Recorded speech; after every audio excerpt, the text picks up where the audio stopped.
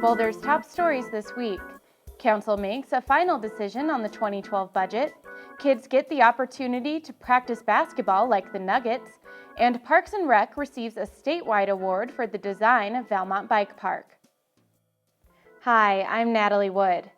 The city's 2012 budget got full speed ahead approval from City Council this week. The $239 million budget includes a 3% increase in revenues and a 3.4% increase in expenditures compared to the 2011 budget. It also allows for $7 million in proposed expenditures to be drawn from the fund balance for capital improvements and one-time expenses. City departments saved this money in the fund balance to pay for these capital improvements and one-time expenses in 2012. While the budget will allow for some hiring for critical positions in the city, the financial plan is conservative, reflecting continued wariness about the nation's recovering economy. The only change Council made was to cut about $9,000 in annual dues to the Boulder Chamber. Several Council members raised concerns about the appropriateness of providing funding to an organization that makes political endorsements. The Chamber broke from its long-standing tradition of not endorsing Council candidates this year. Despite the possible conflict of interest in the subsequently reduced funding, Council said it values the Chamber and the business community and looks forward to a continued and fruitful relationship with both. The NBA may currently be in lockout, but that doesn't mean young basketball players are taking a break from the game as well.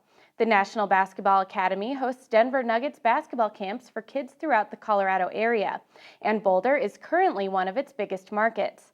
I spoke with Coach Derek Griffin from the Academy about the professional training kids receive at the Nuggets camps.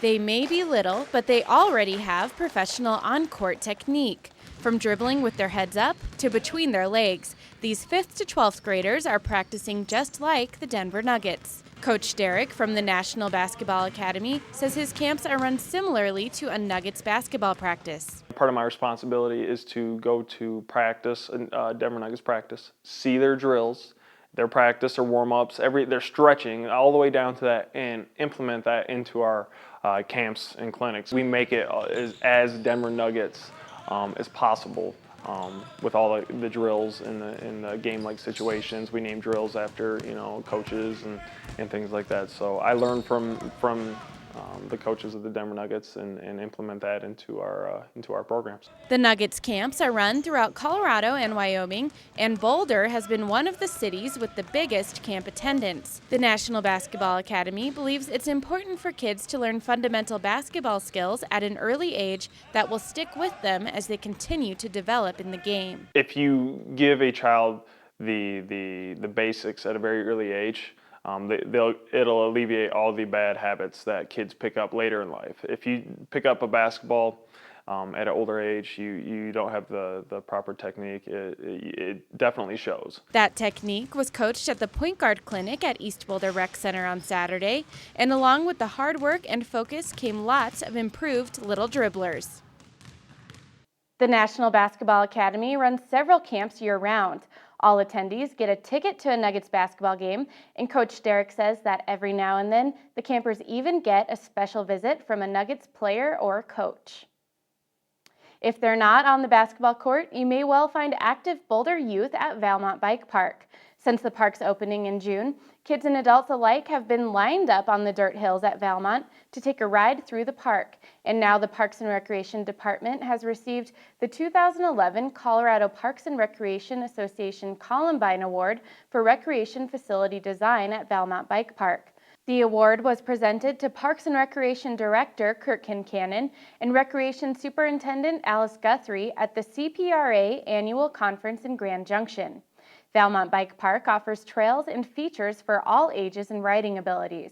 It also has the latest sustainable design features and is LEED certified for building design.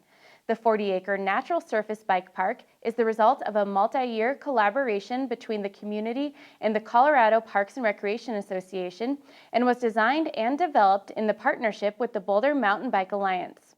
To learn more about Valmont Bike Park and why it received the recent award, visit bouldermountainbike.org. 30th Street also recently underwent some major improvements, and on Monday, the community met to celebrate on a walking tour.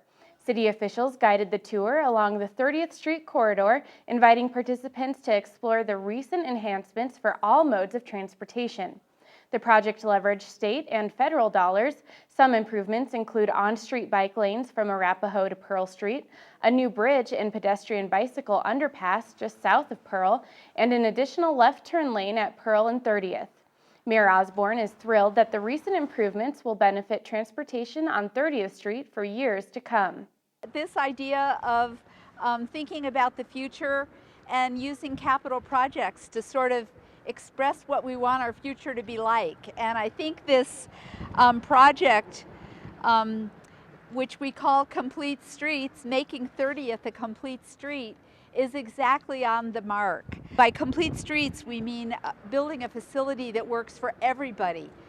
People in cars, sure, but also people walking, people on bikes, people using transit, that kind of thing. And in fact, that's what's happened to 30th. To learn more about the Complete Street and other multimodal transportation projects, visit the city's transportation website. If you saw police cars and SWAT vehicles near 17th and Athens on Wednesday, there's no cause for alarm. The PD's SWAT team, hostage negotiators, and bomb squad were participating in a scenario-based training exercise inside an area building. The police department believes that preparedness and training are key to responding effectively to emergency situations. The SWAT and bomb team train frequently. While some of these trainings occur in non-public places, the department recognizes the value of conducting scenarios out in the real-life community the team members may be called upon to serve. The department makes a point of advising the community about these activities in advance. That's all the time we have for this week. You can connect with Inside Boulder News on Facebook by submitting news tips and questions. Just search for City of Boulder Channel 8. I'm Natalie Wood. Stick around for more Inside Boulder next.